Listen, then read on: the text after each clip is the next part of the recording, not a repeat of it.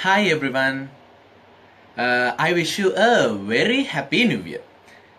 ඔගොල්ලෝ ඔක්කොටම සුබම සුබ උදෑසනක් ප්‍රාර්ථනා කරනවා. මොකද පහුගිය සෙනසුරාදා මට එන්න බැරි වුණා. ඒත් එක්කම මම මුලින්ම ශෝකය ප්‍රකාශ කරන්න ඕනේ කොළොනාව මීතොට මුල්ල සිද්ධ වෙච්ච ඛේද වාචකය ගැන. ඇත්තටම ඉතින් ශෝකය ප්‍රකාශ කළත් වැඩක් නැහැ. මොකද අපි ඊට කලින් කිසිම දෙයක් කරන්න බැරි වුණා. ඉතින් අපේ රටේ පුරුද්ද වෙන්නේ යමක් ඛේද වාචකයක් සිද්ධ වුණාම ශෝකය ප්‍රකාශ කරන එක විතරයි. ඉතින් අපි හරනම් ඊට වඩා වැඩි දෙයක් කළ යුතුව තිබුණා. කමක් නැහැ අපි දැන් ඒක ගැන කතා කරනකොට අපි ඉංග්‍රීසි පාඩමට යමු. අපි අරක වෙන දවසක කතා කරමු. So I wasn't able to come on last Saturday. ගිය සෙනසුරාදා දවසේ මට එන්න බැරුණා because I had to go on a trip.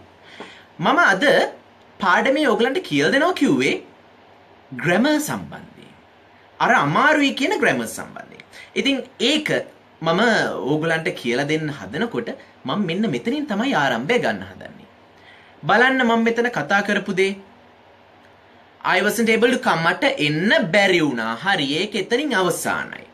ඊට පස්සේ මම කතා කරා මොකක්ද මම කතා කරේ? I had to go on a trip. මෙන්න මේක මතක තියාගන්න. මම මුලින්ම go on a trip කියන තැනින් පටන් ගන්නවා.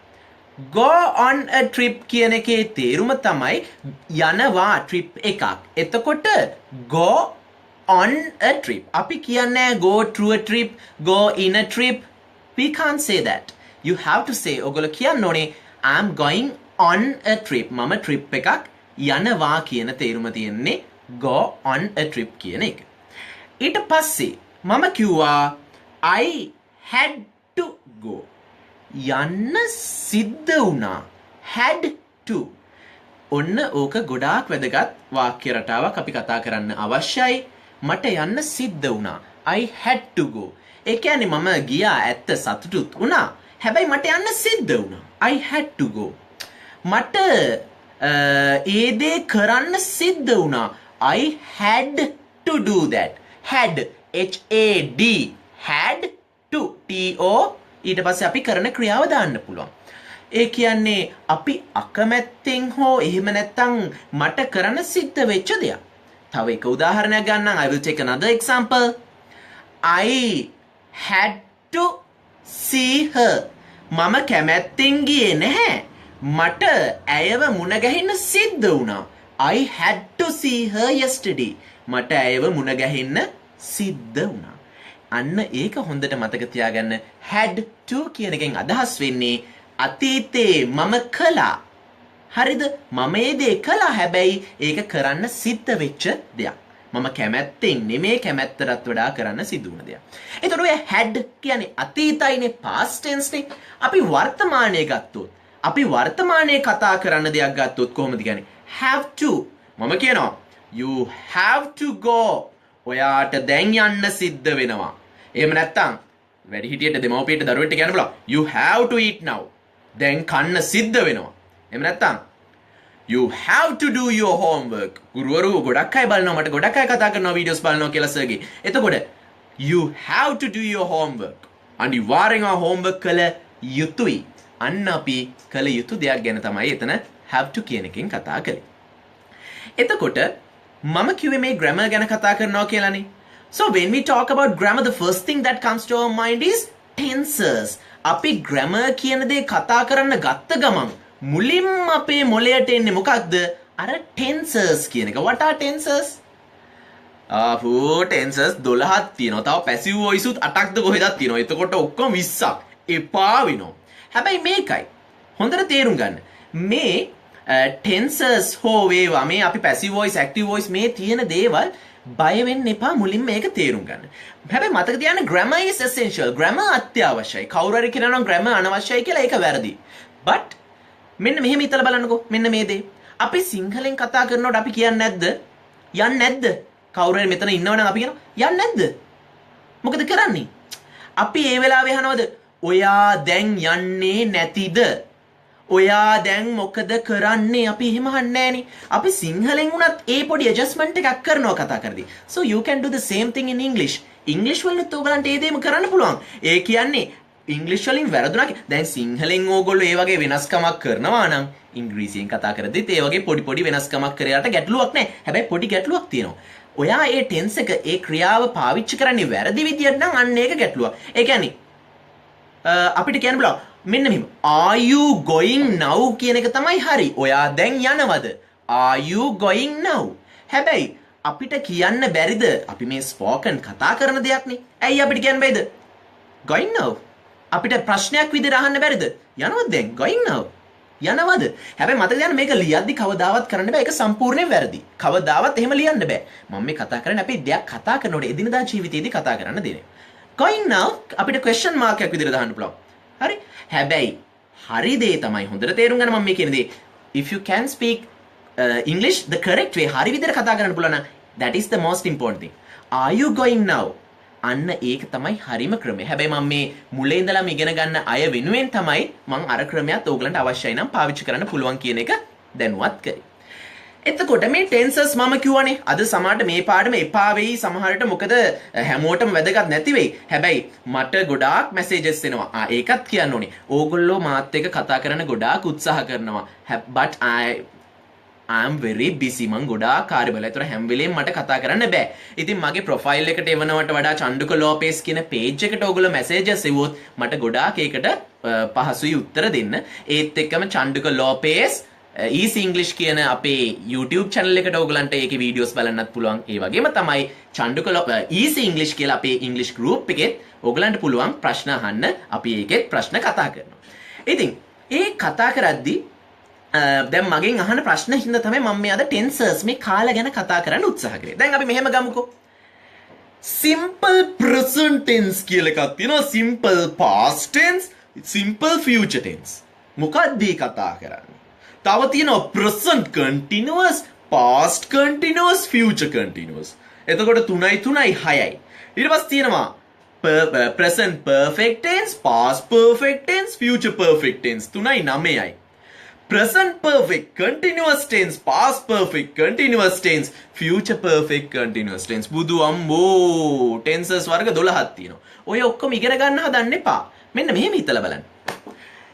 සරලයිනේ. අපි මේ මොහොතේ what are you doing? ඕගොල්ලෝ මොනවද කරන්නේ? I am teaching. I'm teaching. මම උගන්වනවා. I'm teaching. So what are you doing? ඕගොල්ලෝ මොනවද කරන්නේ? I'm learning. ඕගලන්ට කියන්න පුළුවන් I'm කියලා. I am කියන්නත් පුළුවන්. එහෙම නැත්නම් I apostrophe අර උඩින් දාන කමා එක I apostrophe M කියලා දාන්නත් පුළුවන්. I'm learning. LEARNING learning. දැන් ඕගොල්ලෝ කියනවා I'm learning. එතකොට I'm teaching. ඕගොල්ලෝ කියනවා I'm learning. එතන මම කියනවා you are learning. ඕගොල්ලෝ ඉගෙන ගන්නවා. මොකක්ද ඒ කරන්නේ? මේ මොහොතේ ඕගොල්ලෝ මොනවද කරන්නේ? ඉගෙන ගනිමින් ඉන්නවා. බලන්න කොච්චර ලේසිද කියලා. එතකොට මේ වෙලාවේ මම කමින් ඉන්නේ මම කන්නේ නැහැ. එතකොට මේ වෙලාවේ මට කියන්න බෑ I am eating කියලා.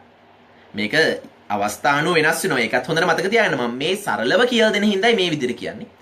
මට දැන් මේ වෙලාවේ කියන්න බෑ I am eating කියලා. because I'm not eating. මොකද මම කන්නේ නැහැ. හැබැයි මම කිව්වොත් I eat every day. මොකක්ද එතන තේරුම වෙන්නේ?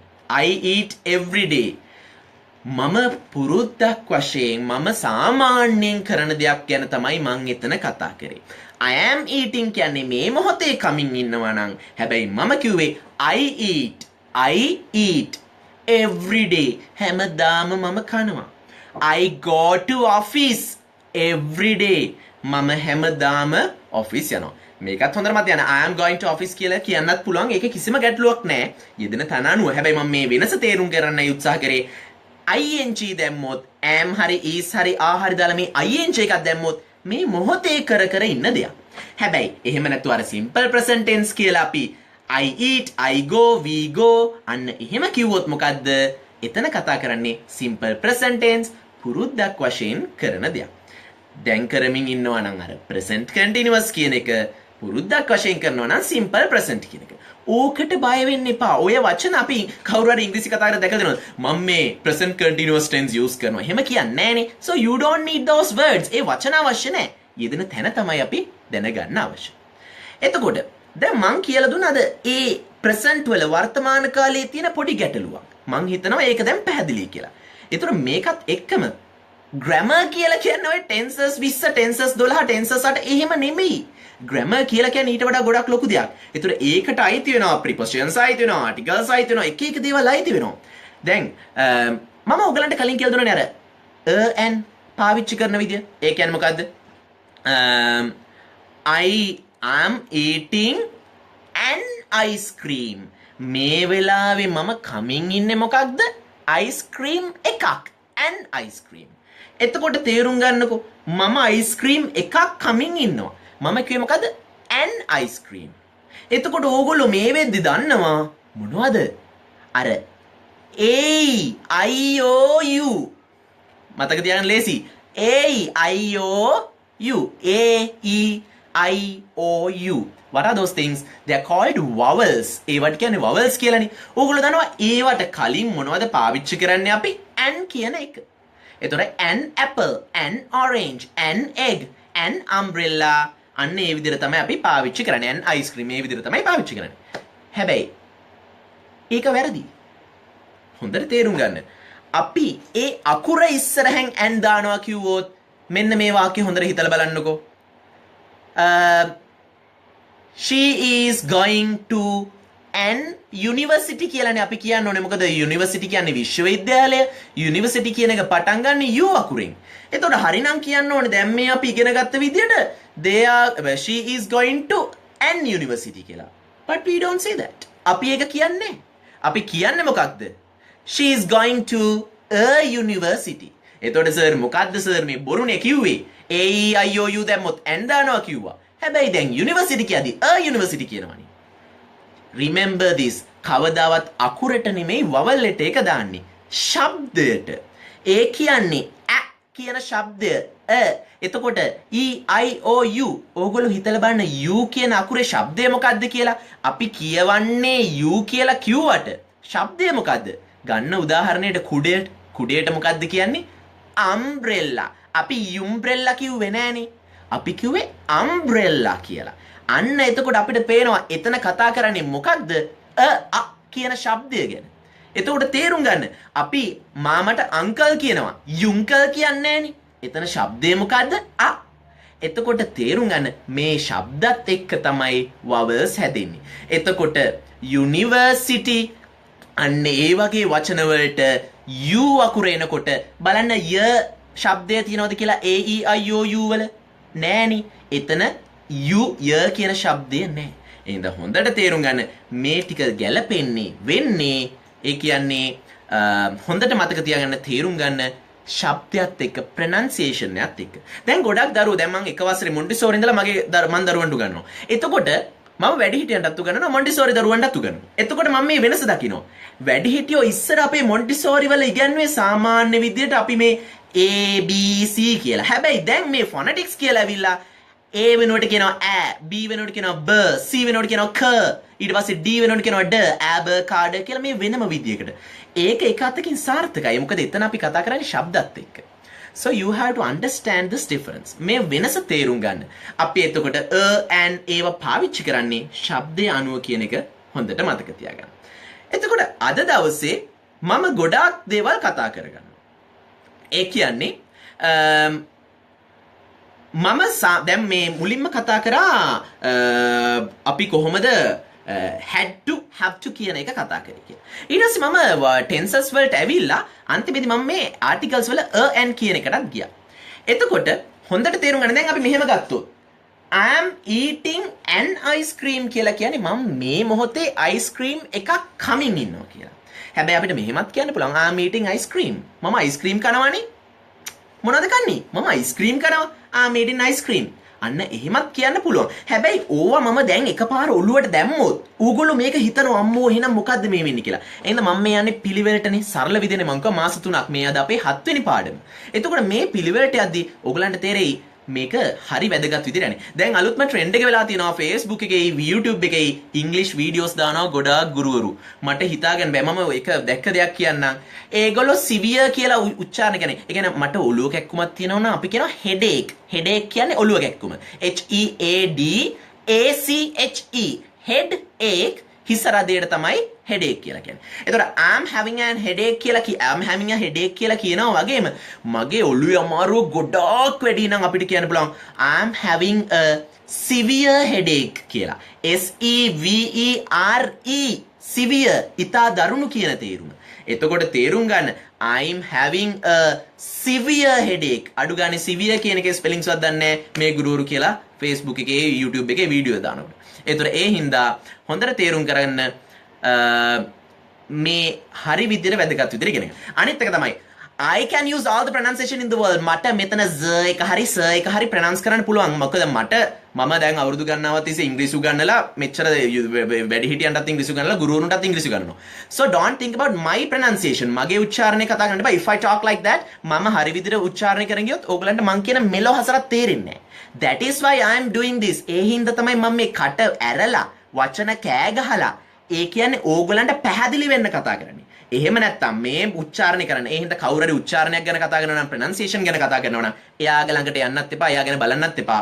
Because we can correct our pronunciation. අපිට අපේ උච්චාරණය හදා ගන්න පුළුවන්.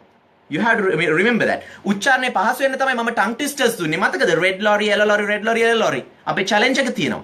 Betty bought a bought somebody the butter bitter so she brought better to make the bitter better. කාටද pronunciation කරන්න කියන්න පුළුවන් අයට Betty bought එක කියා ගන්න පුළුවන්ද? Peter Piper picked a peck of pickle pepper, peck of pickle pepper, Peter Piper picked. If Peter Piper picked a peck of pickle pepper, where's the peck of pickle pepper Peter Piper picked? Peter Piper picked a peck of pickle pepper කියන එක කාටද කියන්න පුළුවන්. So, don't think about my pronunciation. මගේ වචන උච්චාරණය ගැන කතා කරන්නේ මම මේ දැකපු කමෙන්ට් එකක් හින්දා කතා කරන්නේ. I'm trying to help here. මම මේ උදව්වක් කරන්න හදන්නේ.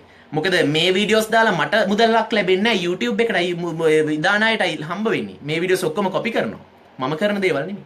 So, please understand that. ඉතින් අපි නැවතත් හම්බ වෙන්නේ ඊළඟ සෙනසුරාදා on Saturday at 7:10 pm. ගිය සෙනසුරාදා මට වීඩියෝ එක දාන්න බැරුණාට මම ඊට කලින් ලයිව් වීඩියෝ එකක් කළා ඔයගලන්ට happy new year එකේ ඔයගොල්ලෝ කරන wish you happy new year එකේ වරදක් මම පෙන්නලා දුන්නා. ඒ වීඩියෝස් තියෙනවා. මගේ YouTube channel එකට ගිහිල්ලා බලන්න පුළුවන්. Facebook channel එකේ තියෙනවා. ඉතින් ඒවත් අනිවාර්යෙන් ඉගෙන ගන්න. ඒත් එක්කම මතක තියාගන්න චන්දුක ලෝපේස් ප්‍රොෆයිල් චන්දුක චිරාන් ස්මිත් ලෝපේස් ප්‍රොෆයිල් එක චන්දුක ලෝපේස් page එක Easy English group එක චන්දුක ලෝපේස් Easy English YouTube channel එක සහ මගේ එකම දුරකථන අංකය 0777 670 600 පමණයි. අනේ වෙන කිසිම එකකට කතා කරන්න එපා. ගොඩාක් අය මුදල් උපයන්න උත්සාහ කරනවා මගේ නම් පාවිච්චි කරලා. කවුරුවත් ඒවට අහනවා. මේවා විතරයි මගේ සියලුම දේවල්, වෙන කිසිම channel එකක්වත් නැහැ. ඉතින් ඒකත් තේරුම් ගන්න. නැවතත් අපි හම්බ වෙනවා සෙනසුරාදා. ඊට කලින් මම එක එක වීඩියෝස් දානවා, live videos. ඕගලන්ට පුළුවන් ඒවා එක්කත් එකතු වෙන්න. ඒවා ඉංග්‍රීසි වලට අදාළ දේවල් නෙමෙයි. ඕගලන්ට පහසු වෙන්න, ඉගෙන ගන්න, තේරුම් ගන්න අවශ්‍ය වෙන දේවල්. So then we will stop the class for today. එහෙනම් අපි අදට අපේ පන්තිය අවසන් කරනවා. අනිවාර්යෙන් මේ වීඩියෝ එක share කරන්න. ඒ වගේම අපි නැවත හම්බ වෙමු සෙනසුරාදා house 7:30ට. We will meet on Saturday at 7:10 pm.